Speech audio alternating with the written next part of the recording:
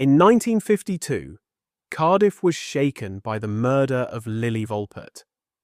At the centre stood Mahmoud Hussein Matan, a Somali seaman whose wrongful conviction would become one of Britain's most infamous miscarriages of justice. Hello, welcome to Cold Case UK. In 1946, a young man arrived in Wales. He stepped off a merchant ship at Cardiff docks. His name was Mahmoud Hussein Matan. Mahmoud Hussein Matan was born in British Somaliland. According to sources, there is disagreement about his exact birth year. Some reports state he was born in 1923. Others say 1924. His family insisted he was born 4 years later in 1928 and had lied about his age whilst in Somalia so he could go to sea. British Somaliland was a British protectorate located on the Gulf of Aden in the Horn of Africa. The territory existed from 1884 until 1960, when it gained independence and united with Italian Somaliland to form the Somali Republic, which exists today as Somalia. The capital was Hargeisa. According to sources, little is known about Matan's early years in Somaliland until he left Hargeisa in search of work. Life in British Somaliland during the 1920s and 30s was shaped by colonial rule. The British administered the territory primarily for its strategic location and pastoral economy. Most Somalis were nomadic herders. Opportunities for young men were limited. Many sought work elsewhere. The British Merchant Navy offered one such opportunity. Mahmoud Matan joined the British Merchant Navy. He worked as a seaman on ships that travelled the world. In 1946, his ship docked in Cardiff, Wales. He decided to settle there. Cardiff, in 1946, was a major port city. The docks were busy with ships from across the world. The area known as Bute Town, also called Tiger Bay, was the multicultural heart of Cardiff. Sailors from Africa, the Caribbean, Asia, and the Middle East had settled there over the decades. The community was diverse. Somali men, Arab men, West Indian men, and Welsh families lived side by side in boarding houses and terrace streets near the docks. Mahmoud settled in Tiger Bay. He lived amongst fellow Somali and Muslim men in boarding houses. He spoke English. He worked when he could find employment. He navigated life in a new country, far from Hargeisa, building a new life in Wales. Shortly after arriving in Cardiff, Mahmoud met a young woman. Her name was Laura Williams. According to sources, Laura was 17 years old. She was working in a paper factory in Cardiff. One day, while she was on her way to work, Mahmoud approached her and asked if he could take her to the cinema. Laura agreed. The couple began courting. Despite the racial prejudices of the time, they fell in love. In 1947, Mahmoud Hussein Matan and Laura Williams married. Laura later described her husband as a good, kind man and a provider. Their marriage was a happy one, but they faced hostilities in the local area because it was an interracial union. According to sources, the couple lived apart on the same street whilst raising their 3 children. This arrangement may have been due to the racism they encountered or for other practical reasons. Their first son, David Matan, was born in 1948. Their second son, Omar Matan, was born in 1949. Their third son, Mervin Matan, was born in 1951. According to sources, in 1950, the couple separated and afterwards lived in separate houses in the same street. Mahmoud left the Merchant Navy in 1949. By 1952, he had done various jobs to support his family, including working in a steel foundry. According to historical records, Matan had had a number of encounters with the police and had committed some minor offences such as small thefts. His vocal distrust of the police had made him unpopular with the local force. Life in Tiger Bay was not easy for Mahmoud. He was a black man in a predominantly white city.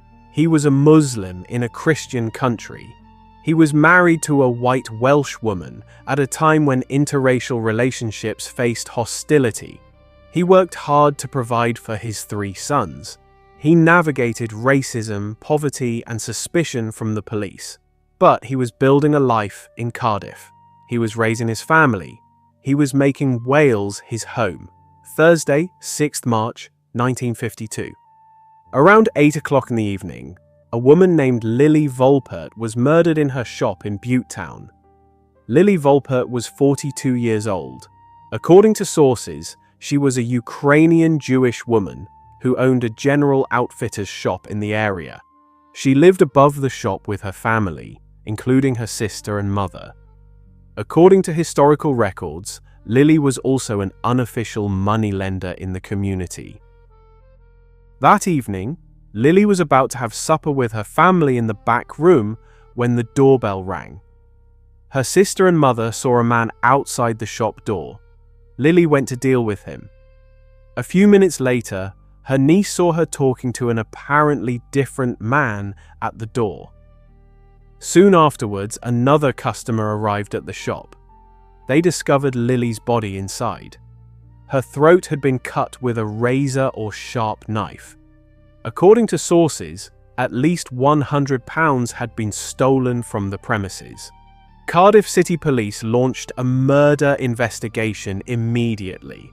Within 2 hours of the murder, detectives were reportedly looking for a 30-year-old Somali man after receiving an eyewitness statement from a Jamaican carpenter named Harold Cover. Cover claimed he had seen someone leaving Lily Volpert's shop around the time of the murder. On the evening of 6th March, 1952, within 2 hours of the murder, Cardiff City Police detectives visited Mahmoud Matan's lodgings. They questioned him, but ultimately found no evidence that would place him at the scene of the crime. Almost a week after the murder, with no arrests and the investigation stalling, the Volpert family offered a reward of £200, equivalent to over £7,000 today. This proved to be key to Matan's undoing. Several people came forward after the reward was announced. Harold Cover claimed to have seen Matan coming from the direction of the Lily Volpert's shop. According to sources, Cover stated that he had walked past the shop around the time of the murder and had seen 2 Somalis outside. One was walking out of the porch and the other, described as a 6-foot-tall man, was standing near the door. In court, Cover said the first man was Matan. However, according to sources, Cover had earlier identified the first man as another Somali living in the area at the time. This information did not become publicly known until 1998. Another witness, May Gray, gave evidence that she had seen Matan with a wad of banknotes soon after the murder. According to sources, Matan's defense counsel suggested she was lying and motivated by the £200 reward offered by the Volpert family, of which Cover later received part. On 17th March, 1952, Mahmoud Matan was charged with murder. According to sources, the police allegedly arrested him due to suspected tiny spots of blood on his second-hand shoes, as well as the questionable witness statements from Cover and Gray. When asked if he wanted a solicitor to defend him, Matan reportedly replied, "Defend me for what? I don't want anything, and I don't care anything. You can't get me for what I have not done." Matan featured in at least 2 police lineups in which none of the Volpert family picked him out. According to sources, a 12-year-old girl came forward to report that she had seen the victim answer the door to a black man with a mustache after the store had closed at 8 o'clock. This man did not match Matan's description, as he was always clean-shaven. When she went to Cardiff Police Station to try and identify the attacker in an identity parade, Matan was reportedly the only man there who fit the age and ethnicity she had described. She did not, however, identify him as the man she had seen. The trial took place at the Glamorgan Assizes in Swansea on 22nd to 24th July 1952, before Mr. Justice Ormerod and a jury. Harold Cover was the main prosecution witness. Despite inconsistencies in his testimony, it was upheld by the court.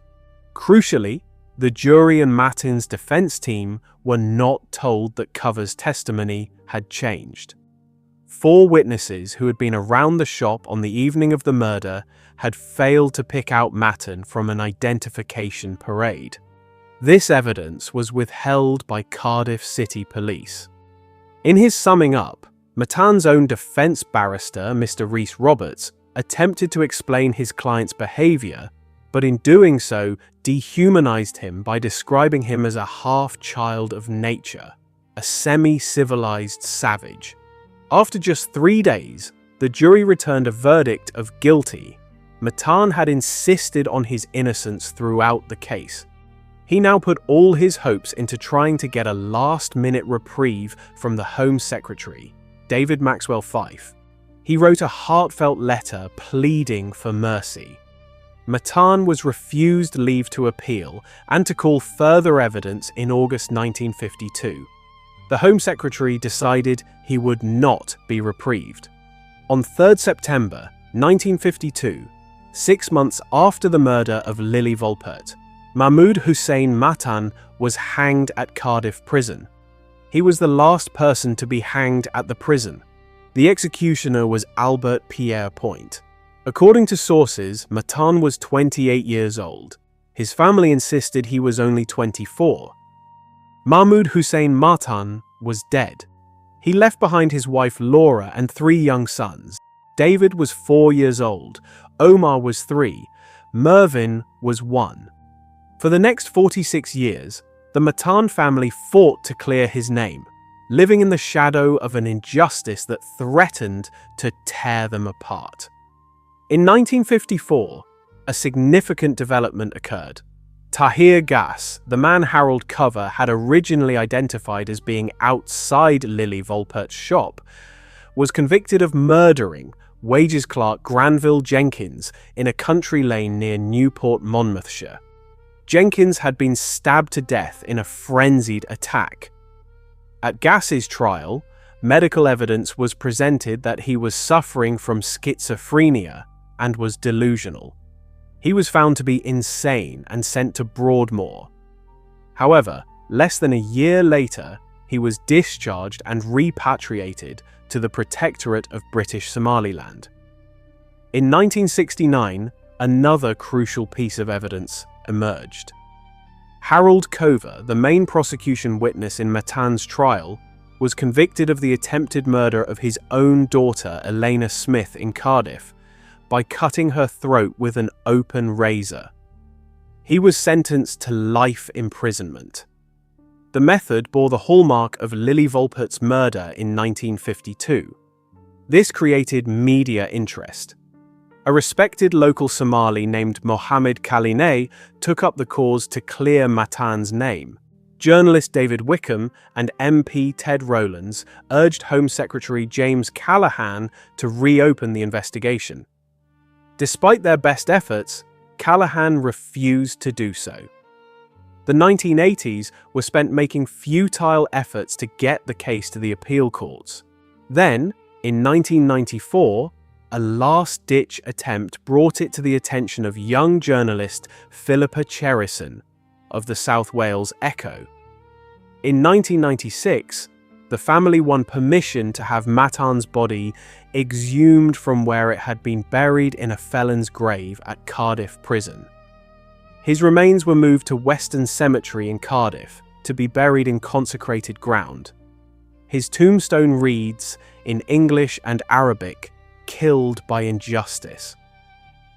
When the Criminal Cases Review Commission was set up in the mid-1990s, Matan's case was the first to be referred by it. On 24th February 1998, the Court of Appeal came to the judgment that the original case was, in the words of Lord Justice Rose, demonstrably flawed. The court noted that critical evidence had been withheld. 4 witnesses had failed to pick Matan out of identification parades. Harold Cover's testimony had changed, and he had originally identified Tahir Gas, not Matan. The 12-year-old girl's description of the man she saw did not match Matan. The jury had never been told any of this. Matan's conviction was quashed 45 years after his execution.